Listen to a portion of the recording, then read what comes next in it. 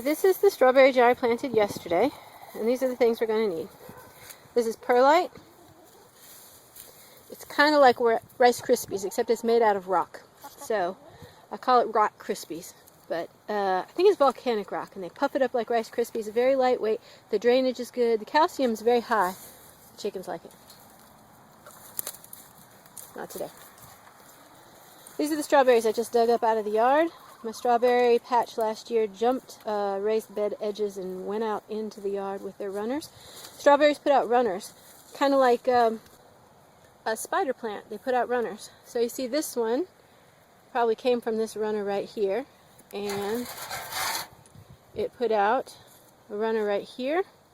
So the whole point behind the strawberry jars, the reason they were first invented, was so that you can plant the strawberry plant in the top, the one your friend gave you 200 years ago, and as it made runners, you could bring them down the side and weigh them down with a rock, or in our case, a landscaping staple, and they would root where they were. Now they do the same thing in the yard, but of course in the yard they're laying flat, so once they got over our raised bed, they were all over the ground. This one went to here. This one put out a runner. There it is. Went to here. And this one put out a runner. Went to here. This size pot we have here is called a 3-gallon pot.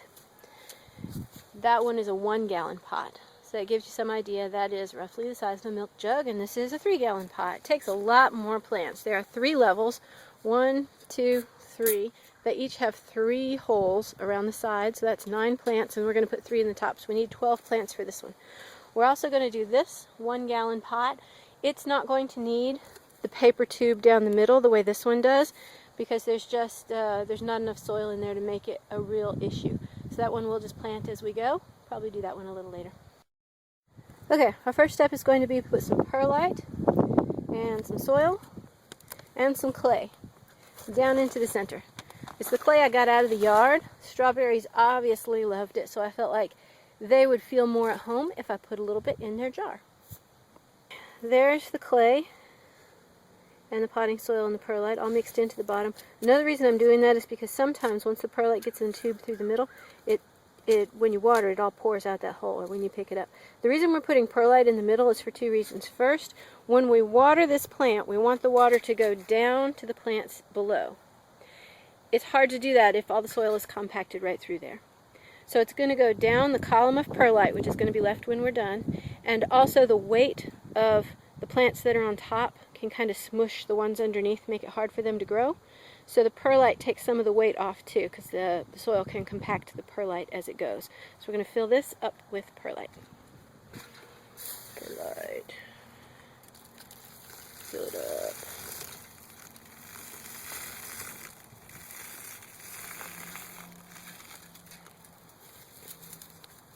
We put a little soil around this to stabilize it so it doesn't tip over quite so much.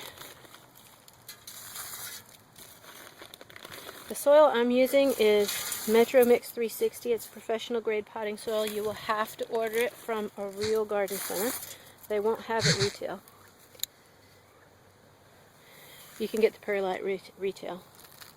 And then the strawberries that we're going to be planting today are called Chandler strawberries. That's the variety. I got this variety and the name of the source, Ison's Nursery, from a commercial strawberry farm. They're recommended for our area, which is coastal South Carolina and Georgia. Ison's is in Georgia. You can order from them. If you don't live here and you want to know what kind of strawberries really work well for your area, go to a strawberry farm and ask them. They won't mind telling you.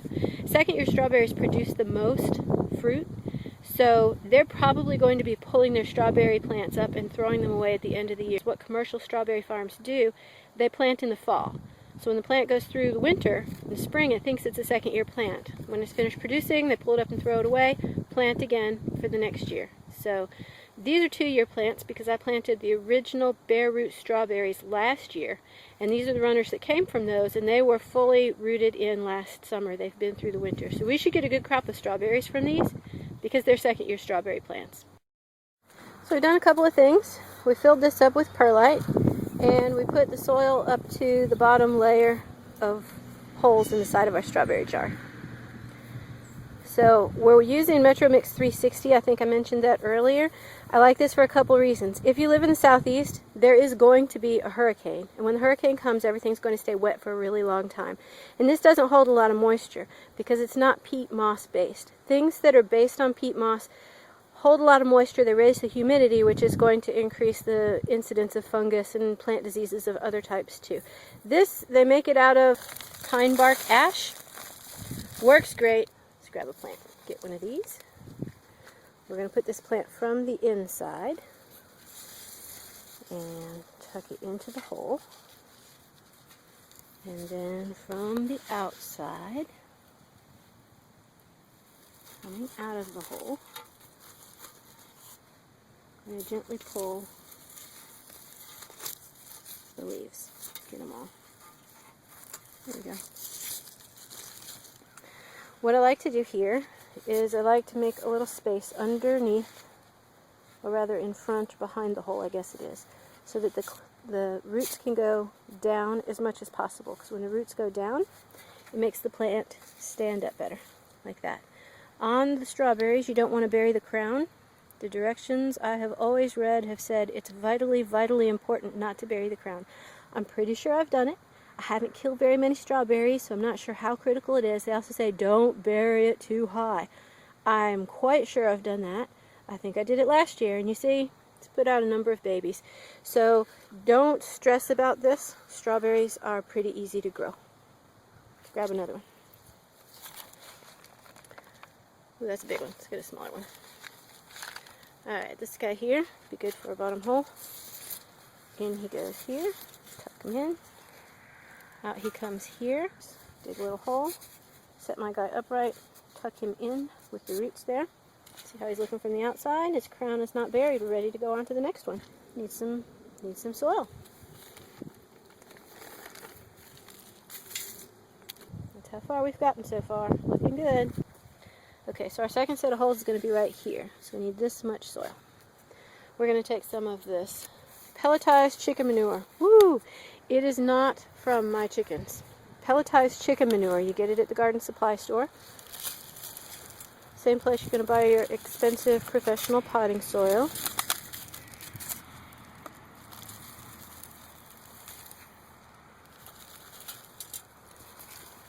It's organic, so it's going to take a lot of it. Another strawberry. Put it down to second row here. Tuck it in. Come around the outside. Should be popping out. That way we damage, if you're going to damage something, let it be the leaves. They can grow back pretty quickly. The roots kind of what it needs to live. So you don't want to damage the roots if you can help it. Alright, I got 3 more strawberries in. Buried them. Filled this with perlite, and I'm starting to shake it down now. I have heard the shift where it started going down into the tube on top of our strawberry jar. So we're going to be planting our final strawberries in the top. Goodbye, tube. Looks like you've seen better days. Oh, you know what we'll need for sure?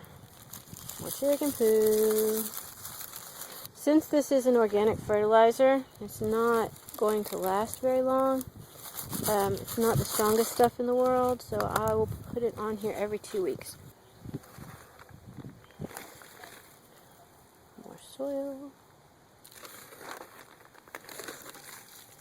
More soil. And this should be the last one we need for a few minutes. More soil. The chicken manure, like most fertilizers, is not really something that you want on your plant's roots. You don't want it in contact, so I put it in there above a layer of soil, and then I put another layer of soil on top of it. Or you can also mix it in there. That's true of all fertilizers, not just the chicken poop. Okay, here's one, and there's one, so it's going to go right here. And to do that, I need to dig a little hole for it, because it's a big strawberry plant, and it's going to want space for it. Cute little root ball. Here you go, strawberry. That should do it. It looks like the crown is just at the height we need, about the level with the pot, and here, about level with the pot as well. So, since this is a 3-gallon pot, we're going to put 3 strawberries in the top because that's kind of how much space we have in the top. And again, there's a hole here and a hole here, so our next one's going to go right here. Dig a little of the soil out, cover up the other plants with it. Find another big strawberry. They're all good. In you go.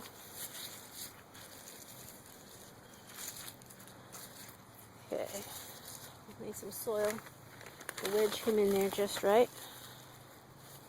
I'm going to do that thing I told you not to. I'm going to bury the crown, but I'll be pulling it back out in a minute. Okay, now bring him up to the surface where we want him to be, the level where we need him. And make sure to rinse off that crown in a few minutes too, so he's not too deep. Alright, there he is. Now, a little more soil.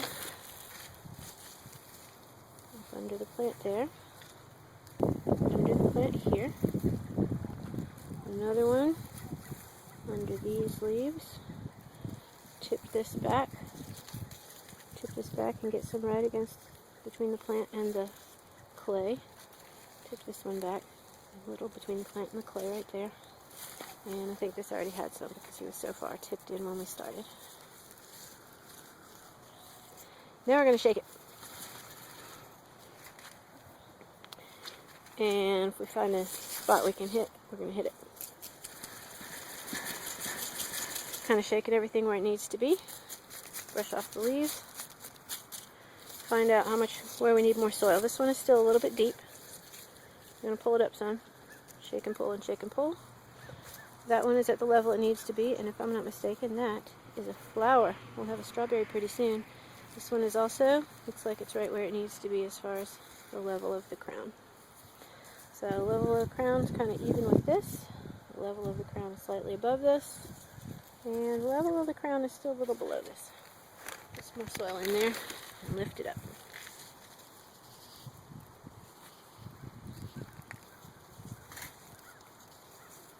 Okay, pull into the outside and do a little wiggle. Come on, plant, shake it for me. Give the whole pot some shaking. And I believe that'll do the job. As the sun hits, this plant's going to reach for the sun, and they're not going to be packed so closely together. Alright, that's lovely. We're ready to water it in. There it is, it's a beauty. I'm going to rinse it off real quickly. On all the sides, you don't want to rinse it too much because the plants haven't rooted in, so it can get some of the dirt out like you see right here. But we want to make sure the dirt is also got a little bit of a stickiness to it, so we want it to be a little bit wet. And something fast we can do on clay pots because the outside of them are porous, so it should absorb the water right through there. The same way it's going to evaporate the water right off if we overwater it, so clay pots are a beauty that way. And then we're going to put a little shot right into the top so the water goes down our column of perlite. A little over here, a little over there, a little over there, a little back there. All done. If you have any questions, please leave them under the video and I will do my best to answer them. Happy gardening!